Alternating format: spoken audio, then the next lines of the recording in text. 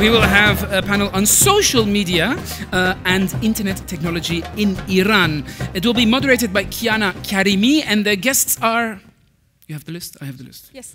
Mr. Ali Bangi, he's the director of ASL 19 in Toronto, which is one of the, I think, one of the first organizations providing proxies to people inside Iran so they can keep having free access to internet. Abdee Kalantari is our next guest. What can we say about Abdee? He's a great guy.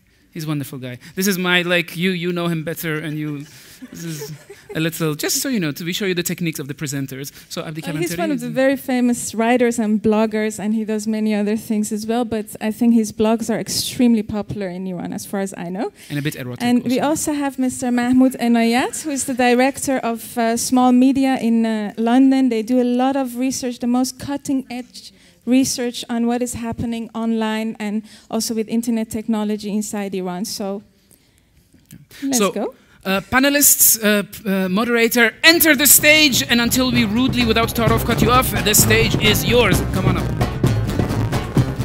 Good evening, everyone. My name is Kiana. I'm part of Radio Zamaneh, and I'm very pleased to be with you tonight. As Sahand and Shari beautifully represented my panelists tonight, we have Mahmoud Enayat, the director of the Small Media Foundation, a UK-based organization which promotes the free flow of information inside Iran. We're also pleased to have Ali Bangi. Ali Bangi is a director of ASL 19. ASL 19 is a Toronto-based non-profit organization which promotes freedom of speech in Iran through empowering citizens to access circumvention tools and free access to internet. We're also pleased to have Abdee Kalantari. Abdee is a cultural critic, writer, and a blogger. He has written extensively on issues of politics, society, and culture in Iran, and he's also been massively blogging. He also, I'd like to mention, has an online cultural magazine called nilgun.org. Now, this is going to be the first of 3 panels that we have tonight. In the first one, we're going to focus on social media, how it has affected the civil society in Iran. Has it been positive? Has it been negative? And in the future panels later tonight, we're going to focus on the relationship of the traditional media and the new media. And finally, we came to one standard thing that we're all very interested about, that is social action. So before explaining too much that what we're going to talk about, I'd like to start a question with Ali, if possible. Sure. Ali, as you know, there has been much discussion about the role of social media in Iran. We have people who actually support it as a tool that when public space is taken away from people, internet can become a perfect alternative to create a space for discussion and debate. We also have people who believe that this whole buzz about social media is not really true. Not only it has made a lot of slacktivism in Iran and outside Iran, but it has also disabled a lot of traditional forces that used to invest on the street to create positive change and real change. Now they're in front of their Facebook pages or Twitter pages, making tweets and making this illusion of change, which is only confined to the virtual world. What's your take on this? Was it too tough? You can make it short. Sure. I think you presented 2 extreme groups, the cyber utopians who refer to... I think you presented 2 extreme groups. One of them, I think they refer to as cyber utopians who used to, or perhaps still refer to Iran's green movement as Twitter revolution. They were like, this is Twitter, this is Facebook doing it. And the other extreme group are the pessimists who are saying that, oh, this is actually a very bad tool. Governments are using that against people, they spy on people, so, and other reasons that you mentioned.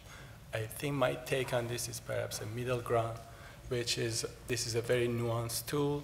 In some places, it has had a positive role, played positive role. In some places, it's kind of contested. I think Iran is one of those cases that it has had both positive and negative. And if I could use 2 examples, after the contested 2008 presidential election in Iran, the government tried to impose a media blackout in Iran. They kind of banned journalists to report about what was going on in Iran. And what else did they do to control the traditional media? They stopped the journalists? What? Blocking all the ways to... Yeah. There's so many ways, everything. Okay. In terms of traditional media, basically they intimidated journalists to report about it. A lot of newspaper offices were actually shut down right after the election, the uprising, because they were just traditional, usual way of giving information to people. But go on. So what happened, I think people on the street, they used their technical capital. They used their phones, smartphones that they could take pictures and videos, and then to document what was going on the street. And then they used their social capital, social media, social networks to broadcast what was going on. I think in this particular case, social media contributed positively to emergence of citizen journalism in Iran. I would say this was a positive impact. But the government side are also, I think, they're smart. They have their own social media, and they also have their technical capital. So they send their agents to the street. They say, let's take picture of the protesters on the street, put them on our own social networks, on our own online platform. They put the picture of protesters on girdab.ir. They ask their own supporters to identify people. So as you see, in one case, it was positive. In the other one, it caused trouble for activists. So I would say my take is that this is a contested realm. It's still going on. Both sides are doing their best. And I don't know exactly if it's positive or negative. It seems that it's a combination of both. And I don't think it's one of those situations that you can come up with a definite answer. I think there are many sides to the story anyway. I'd like to go to Mahmoud. Mahmoud has done a series of research on conservative bloggers and how actually the government is using the whole social media, internet in generally, to whether create propaganda, to support the voices that they want, to introduce waves of discussions and opinion that are not naturally and has been created in the grassroots, but is actually engineered by the government.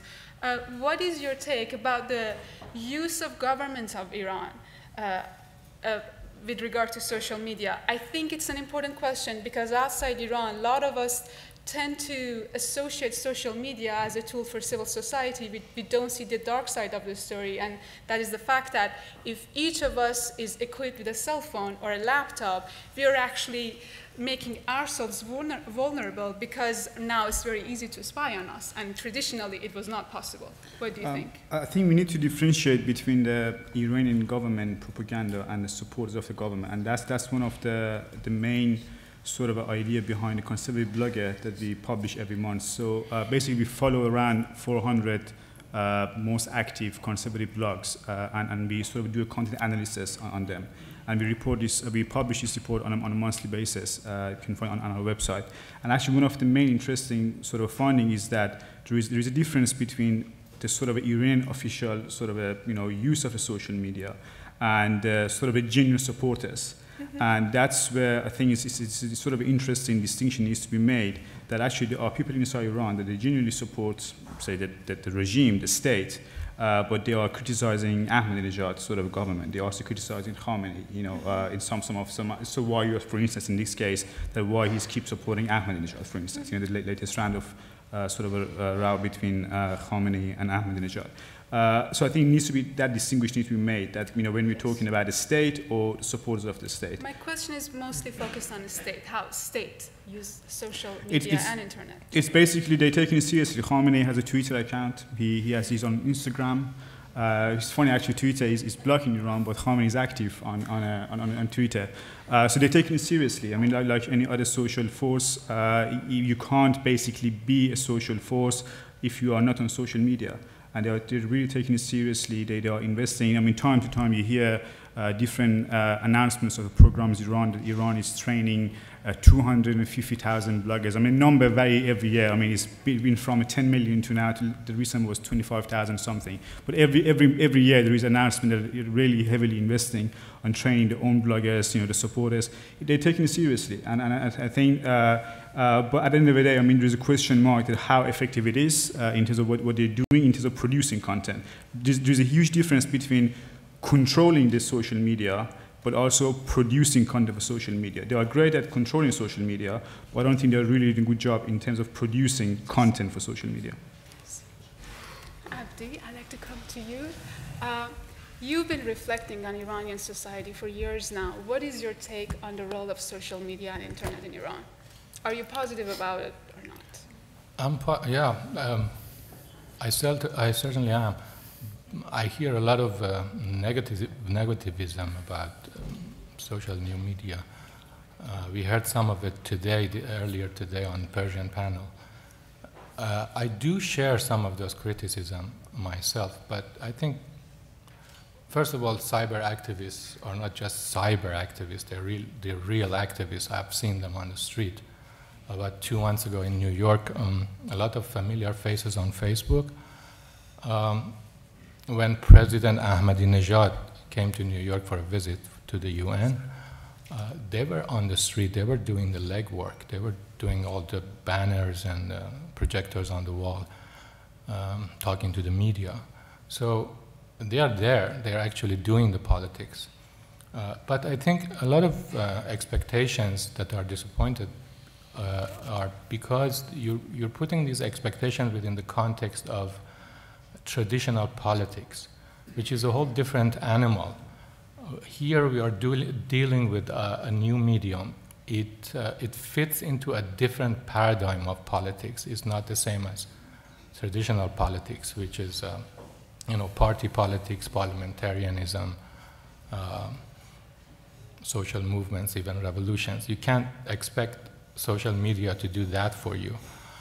But there's another kind of animal, another paradigm, which some sociologists call it performative politics or performative activism, journalism.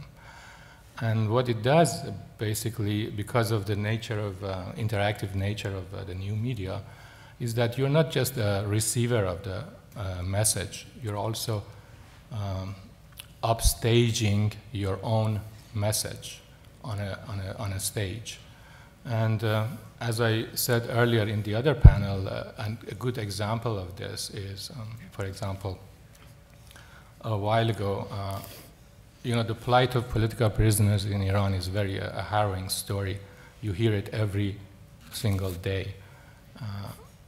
And if you're not political, if you're not an activist, after a while you lose, you become insensitive. You lose interest. It's the same story, except the name is different. What happened was a woman wrote a love letter to her husband in jail. And it was a private letter. It wasn't political, but all of a sudden it caught fire. It reflected something so tender and so sensitive that people responded. And then other people started writing love letters to their loved ones in jail and back. And the whole genre of love letter writing became a stage, actually, a really good way of putting politics in a theatrical stage. And I might add that the notion of politics as a stage is not a new one. We had it from ancient times, and even Hannah Arendt has written about it extensively. Democracy is not just voting. All we all know that it's about a conversation, ongoing conversation between people. And the new media can provide that kind of civic forums that we don't have in Iran. In Iran, we don't have city councils. It's just a sham. So yeah, it can be a replacement, a substitute for civic forums. Another example of that performative politics that I mentioned before was when we had this young woman sitting in her home, about 20-something, Iranian woman, looking into the camera, and you would see it on YouTube, saying that I'm an Iranian lesbian and I want to talk a few words about my life with you. Then a few days later, somebody else did the same thing, and in a short span of time, we had all these short clips about a way of life, a minority upstaging themselves. It's basically a politics of identity, an expressive form of politics. It's a different form of politics. You shouldn't expect too much from it. But this might sound trivial in a European context, but within the framework of Iranian politics, it's groundbreaking. It's very important that our lesbian community and gay community and transgender community can actually perform this kind of thing, and everybody responds to that. So I think it's really, it's a positive thing, definitely. So you think by creating opportunities to perform and show the different side of identities that traditionally we were not exposed to, we're bringing together this diverse civil forum that we could not have on the street? Absolutely. And another thing is transnational, actually, and not only for gender politics, for environmental, for example. You have a vast number of people spreading all over the world, and then you need a kind of media that is transnational and quick. You can really quickly organize and react very fast. Thank you. Mahmoud, I think you might have something of the other side of the story with response to Abdee. What do you think? No, I was just thinking, also was the course of today, I was thinking that actually it's getting close to 4 years after the election in Iran, and it seems that on some of the issues we haven't sort of reached some sort of conclusion, closure on say, the issue of the social media, what the role it can play. And I think one of the things actually it might be good to just really start differentiating between the different aspects of the social media and how it can sort of improve or help with the democracy or democratization in Iran.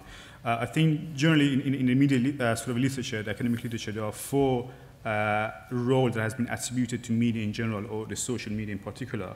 One is sort of this element of public spheres, this Habermasian idea that, you know, it's basically a place for different people to discuss, to debate, to sort of ideas get formed. Another one is access to information. Another one is ability for mobilizing, organizing, so basically like-minded people, they can get together, find the issues, organize themselves. And the last one, the fourth one, is this idea of the fifth estate, sort of a, you know, if the press is fourth estate, then fifth estate, that citizens, they can take the, the governments to accountable.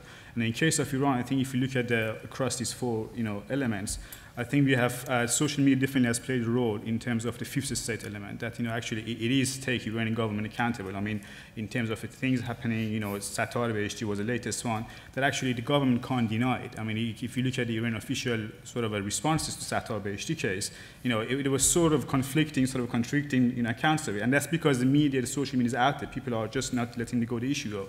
But I think we need to do more work on the element of the mobilizing and organizing element of it. Actually, really does, I mean, this is a question. Does social media contribute to the mobilizing and organizing Iran?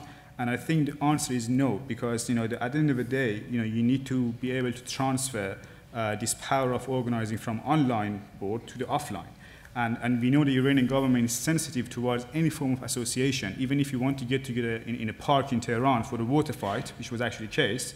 And if you organize it on Facebook, people do arrest you. And I think that element of also the public sphere element of it, that people from different point of view discussing, debating with each other. Also, I don't think that it is happening to the full extent that it should be happening. I think there are still voices, say minority voices, or even the voices from the government. From the supporters of the government, say the other side, the conservatives. There is not real debate going on between all of them. I mean, we don't talk to each other. And I think that's something that these elements needs to be improved. I mean, maybe it's basically we need to focus more on the aspects of social media, which part, what attribute of it, and how it hasn't been performed in Iran, and just really address them specifically. Here, we thank the panelists and the moderator, Kiana, Karimi.